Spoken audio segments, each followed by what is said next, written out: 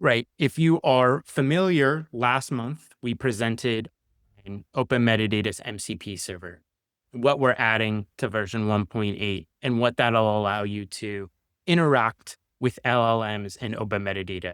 So if you are new to MCP server, if you're not familiar with what that means, it's just a way to give context to an application that uses an LLM. So we are giving context to an LLM platform, what it is available to it within open metadata, the tools that an LLM can leverage and how it can both read from and write to open metadata. With MCP applications and tools like open metadata, we can maintain a single and standardized way to interface with all LLMs instead of having to build and maintain a separate integration for having an open metadata ChatGPT integration, an open metadata Claude integration on down the line.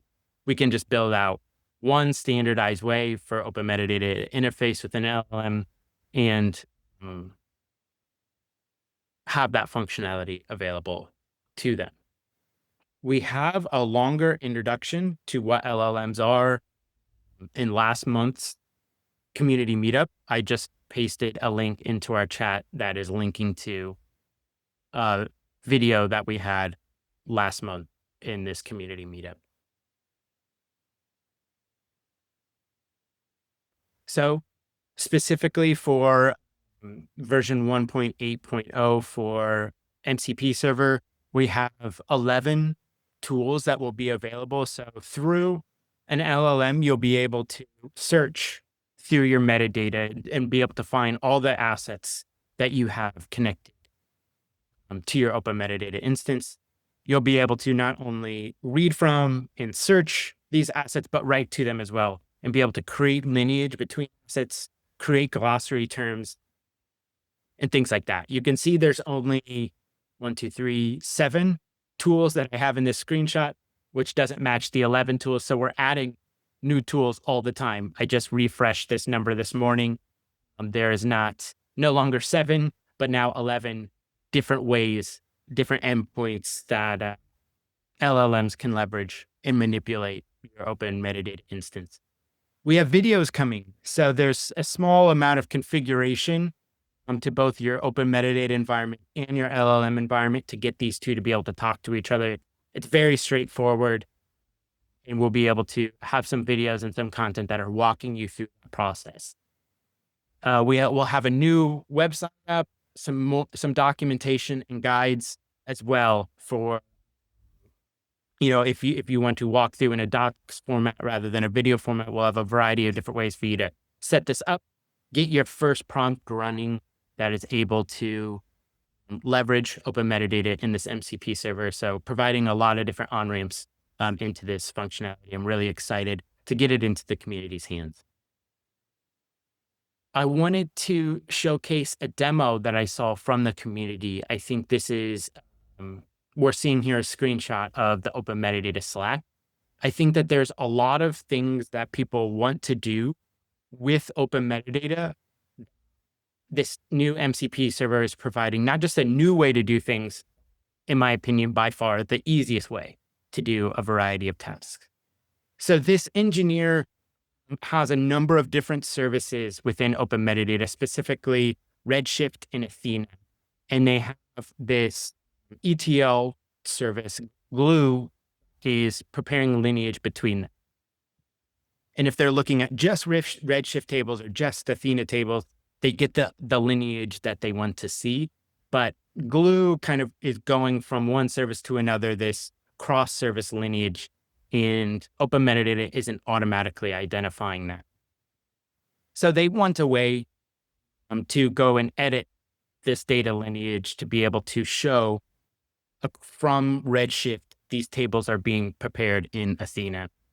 And before MCP server, the best way to do so, as you can see, the suggestion is to use a manual lineage editor. So through the UI, you can kind of drag into your lineage graph new tables. You can create new connections in a lineage graph. And that's very easy to do through the UI. I don't know, for this engineer, there could be hundreds of tables that they would have to do this with. There could be thousands of tables. And even though it's very easy to drag things through the UI, we don't want them to repeat that process hundreds, maybe thousands of times for each table within their Redshift database. So you could either, dig into the documentation, find our endpoints that allow you to grab all of your Redshift tables, grab all of your Athena tables, write some sort of Python to be able to match them together, loop through all those entity pairs and create a lineage. That could be something that you do once, and then just kind of figure that out, or we can have an LLM do it for us. So that is what I'm going to be showing right now. So if you see my screen, I have Claude open. This is Claude Desktop. And you can see I can add from OpenMetadata. So I already have the MCP server configured here. Again, we'll have videos and guides for how to do that. Just takes a couple steps.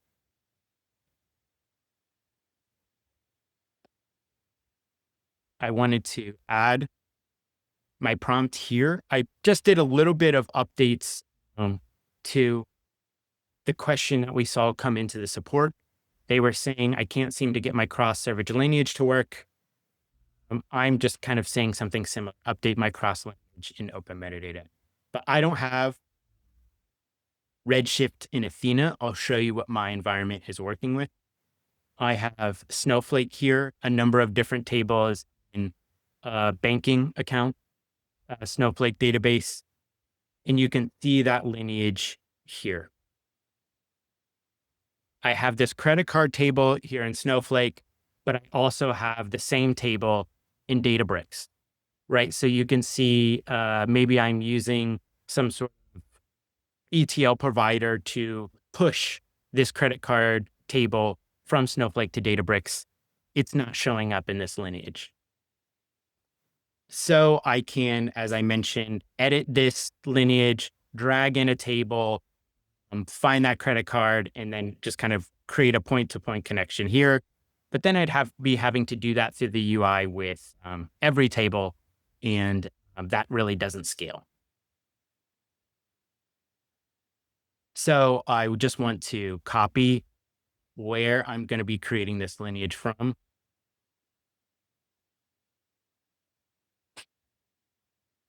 Okay, so now in Claude, we can see that I have a prompt ready to go.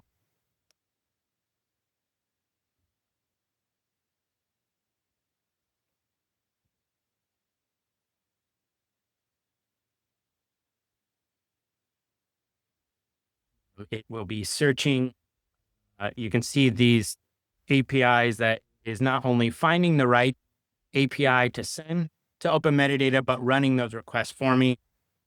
Again, I think that there's some prompt engineering that can go on here. You can see it kind of failed with these search metadata terms, but once it gets to this get entity details, it's actually been able to grab my Snowflake table. I think that there's a way that I could prompt this to just jump straight into this get entity details right away. Again, I just wanted to show you guys like kind of the first thing that came to mind for me. Fortunately for me, was able to work. Now it's getting the corresponding tables in Databricks. So again, I'm not having to go to the OpenMetadata docs here and be able to figure out this get entity details endpoint, what parameters it needs, kind of matching with my OpenMetadata instance, doing it for both of these assets. Now it's been able to automatically map, even though I have these in a little bit of a different format, been able to match my tables in my source database with my tables in my target database, matching all of those and then creating the lineage between them. Again, something that I think a lot of people on the call would be capable of doing, certainly through the UI, or even doing it through our Python SDK.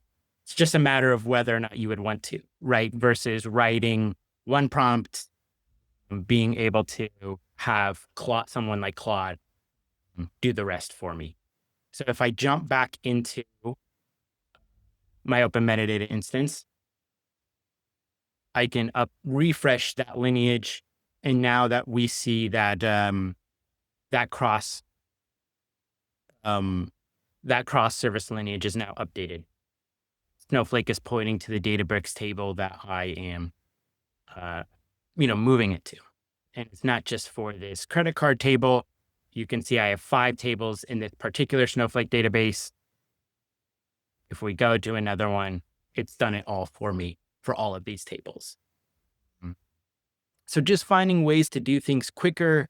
If you have things that are maybe ad hoc and you don't want to prepare a script for it, but you do want to have something operate on your OpenMetadata instance, maybe clean it up, add some new functionality, do that at scale. Going through an LLM through this MCP server is going to be a way to really do this quickly and easily.